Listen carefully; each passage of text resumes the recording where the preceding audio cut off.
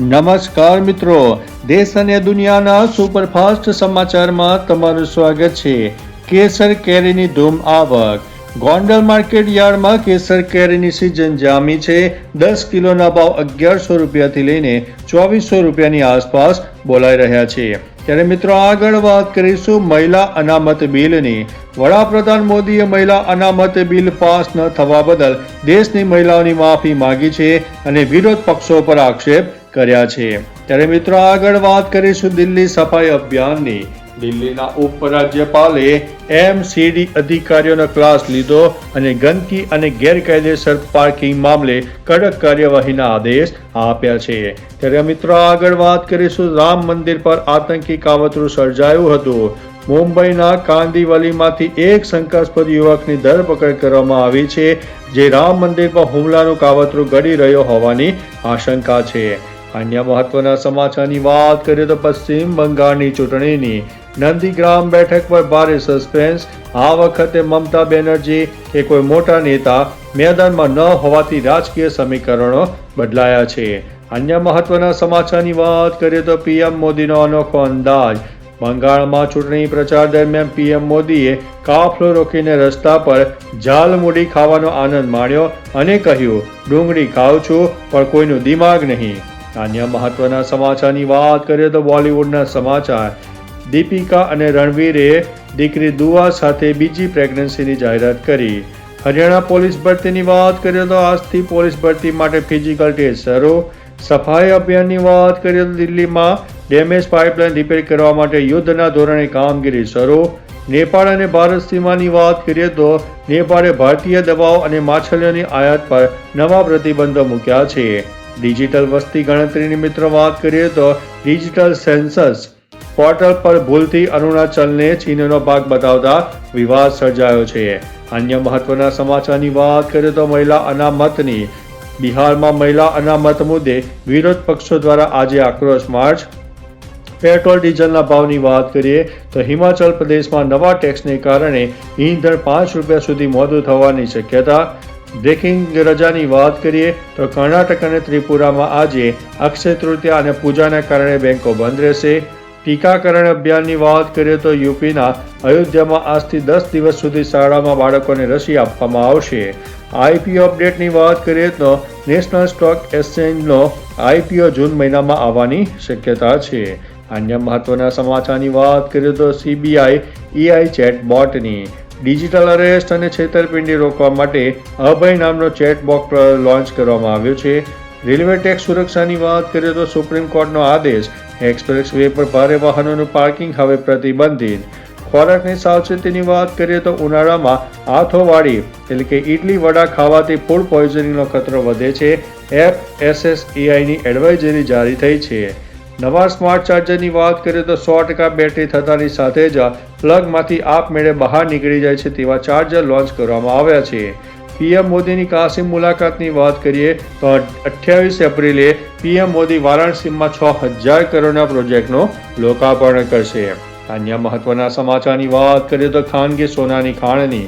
આંધ્રપ્રદેશમાં ભારતની પ્રથમ ખાનગી સોનાની ખાણ મે મહિનાની કાર્યરત છે।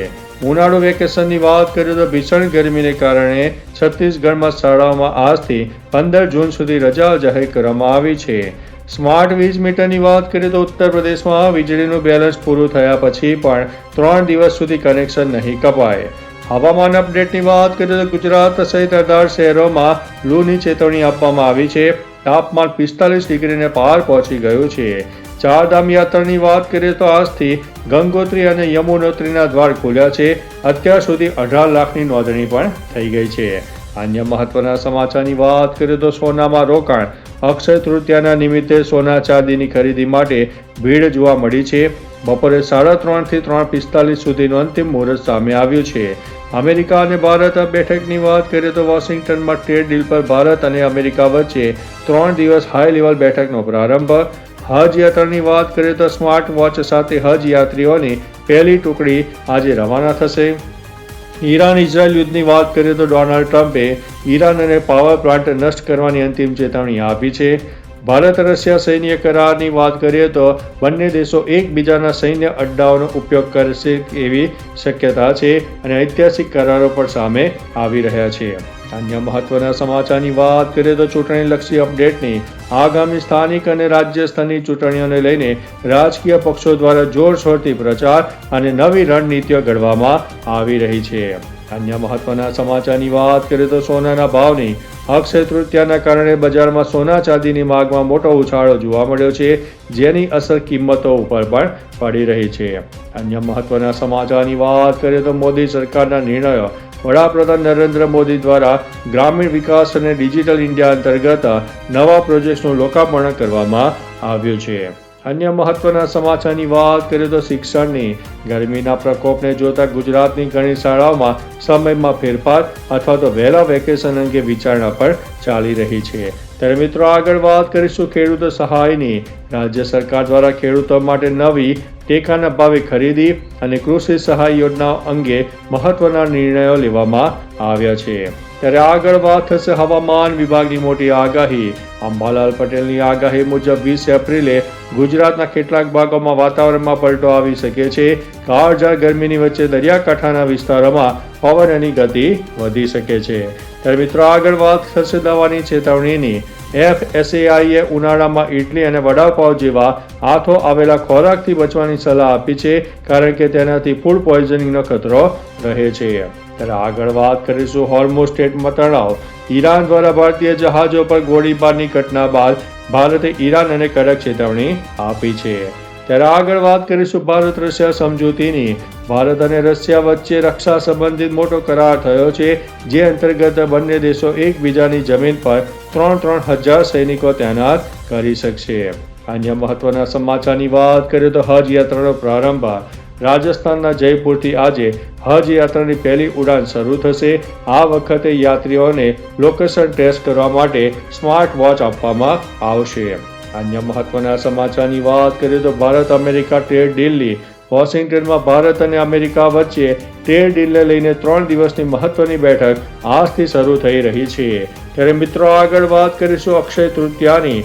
આજે અક્ષય તૃતીયાના પર્વ નિમિત્તે સોનું ચાંદી ખરીદવા માટે સવારે 9 વાગ્યાથી લઈને 10:42 સુધી અને બપોરે 3:30 થી લઈને 3:45 સુધીનો સમય શુભ માનવામાં આવે છે.